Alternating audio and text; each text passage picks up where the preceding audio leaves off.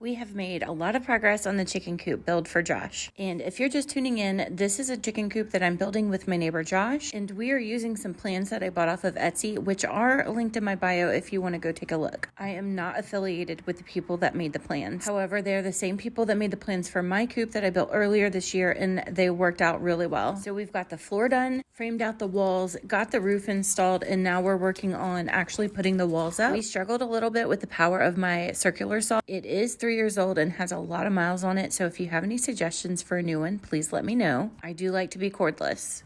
But basically, one of the ways that we're saving a ton of money in this build is doing the walls up in OSB. I did this with my coop and it worked out. I think these panels were about $20 per 4-foot by 8-foot sheet, and we needed 7 of them. But not to worry, I put on a really good heavy coat of outdoor paint primer and we seal everything up. Also, if you'll notice the gap, like the triangle up at the top near the roof, that's gonna stay open. That will get covered in hardware cloth eventually, and that is how the coop will be ventilated. You really do need a draft when you're building a coop, because if it's not ventilated, it can cause major respiratory issues. And don't worry about those seams. Everything will get covered up nicely with some trim and batten. Stay tuned because windows are coming in next and the nesting box. Here is a little sneak peek of where we are. Okay, bye.